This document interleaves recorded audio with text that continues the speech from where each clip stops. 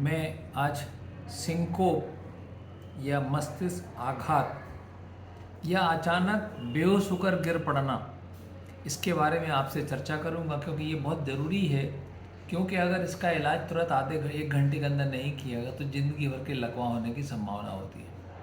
कभी कभी ये वासोवेगल भी हो सकता है, माने सडनली कोई चीज़, भयानक चीज़ दिखने से या शेर कभी दिखने से, जंगल में गंदी आवाज़ होने से, या कान में कभी छेद कराने से, या दांत उखाड़ते हुए कभी वासोवेगल अटैक होता है। लेकिन ये अपने आप थोड़ी देर में ठीक हो जाता है। कभी कभी आपने देखा होगा एनसीसी में, स्कूल में, परेड में खड़े बच्चे सडनली गिर पड़ते हैं, ये भी वासोवेगल अटैक होता है।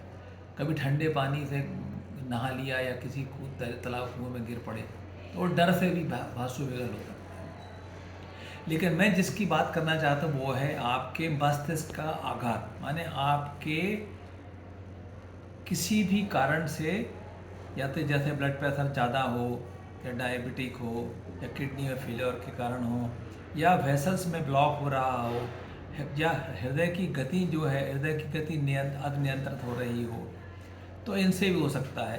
क्योंकि ये इनसे होने से आपको तकलीफ ये होती है कि आप सडनली गिर पड़ते हैं और आपको सांस की गति रुक जाती है, और ये ब्लड प्रेशर घट बढ़ने से आपके दिमाग की नसें फट जाती हैं और आपको पक्षाघात हो जाता है।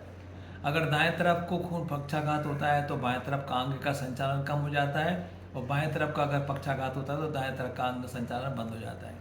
और ये अगर इसका इलाज भी अगर 2-3 घंटे, 1 घंटे, 2 घंटे, 3 घंटे में नहीं किया, तो अगर खून अंदर दिमाग में भर गया है तो उसको नहीं निकाला, ऑपरेशन नहीं किया, ब्लड प्रेशर की दवाई ठीक नहीं दी, हृदय में एरिथमिया हो रहा है जिससे हार्ट अटैक होने की संभावना होती है, अगर इनका इलाज नहीं किया गया 1 घंटे के अंदर, 1 घंटे से 3 घंटे के अंदर, तो आपको ये बीमारी परमानेंट हो जाएगी। हम लोग ये बोलते हैं कि 1 घंटे में या तुरंत जितनी जल्दी आपको हो सके अस्पताल के पास जाना चाहिए।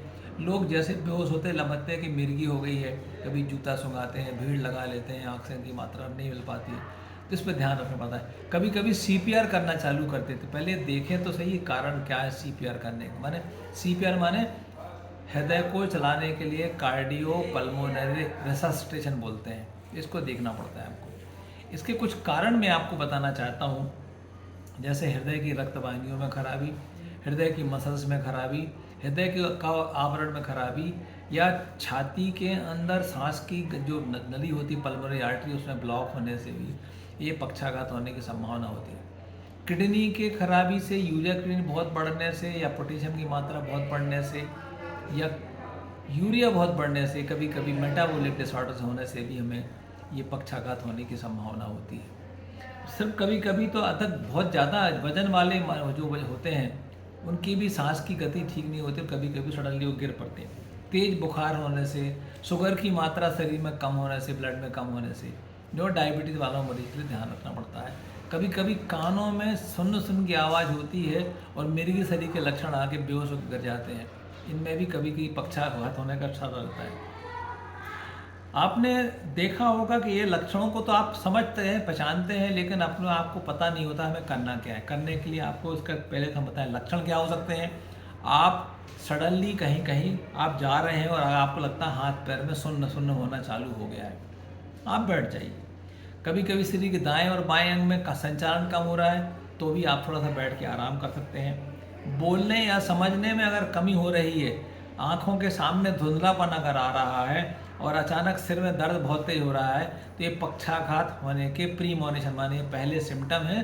और अगर ये सिम्टम को आपने ध्यान नहीं किया, तुरंत आपने इलाज नहीं कराया, तो आपको पक्षाघात हो जाएगा। और जो पक्षाघात ज़िंदगी भर ठीक नहीं हो पाता, क्योंकि पक्षाघात में होने वाली नसें या दिमाग में जो नसें होती हैं उनका सांस लेने का कुल समय 7 मिनट तक ही जिंदा रहती हैं, नहीं तो उसके बाद वो सेल मर जाते हैं और ये पक्षाघात ज़िंदगी भर के लिए अपंग बना देते हैं।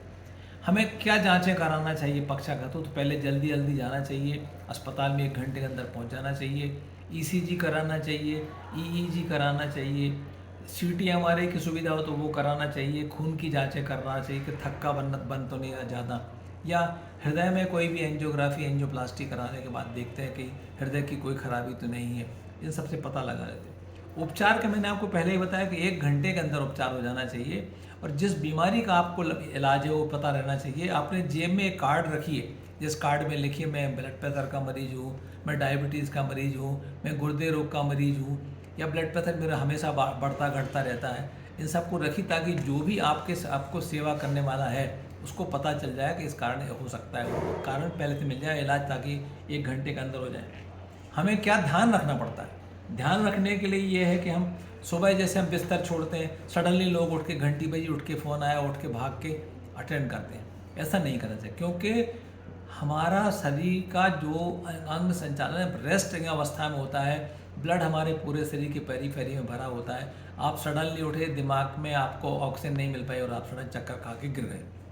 इसलिए धीरे धीरे उठना चाहिए। पलंग में उठने से पहले हाथ पांव चलाइए, भगवान का नाम लीजिए और फिर धीरे से खड़े हुए सहारा लेके, और दोनों पैरों के बीच में कम से कम 1-1.5 फुट का अंतर रखिए, ताकि वाइड बेस माने से आप खड़े हों तो तकलीफ नहीं होगी। और जो इलाज चल रहा है उसका इलाज करते रहिए, खाना खाते रहिए। कई बार हाइपर थायराइड वाले भी चक्कर खा के गिर पड़ते हैं। इसलिए हमें 20 मिनट तक रोज़ अपनी स्वास्थ्य के ध्यान रखने के लिए 20 मिनट चलना चाहिए। तेज़ गति से चलना चाहिए, जहाँ तक आप थकते नहीं हुआ चाहिए, या 10,000 कदम चलें, या 20 मिनट या आधे घंटे की एक्सरसाइज को करते रहें, छोटी मोटी प्राणायाम करते रहें, योगा करते रहें, जिससे आप स्वस्थ रहेंगे। जो दवाइयाँ खा रहे हैं उसका नियमित इस्तेमाल करें। ऐसा नहीं कि अरे हमारा बीपी ठीक हो गया है, हमारी शुगर ठीक हो गई, हम सब दवाई बंद करें, थायराइड ठीक हो गया, गिरदे ठीक हो गए। ठीक नहीं होते हैं, ये कंट्रोल में होते हैं। अतः कंट्रोल कर रखने के लिए आपको ध्यान रखना, क्योंकि आपका जीवन दूसरों के लिए और अपने परिवार के लिए बहुत महत्वपूर्ण है।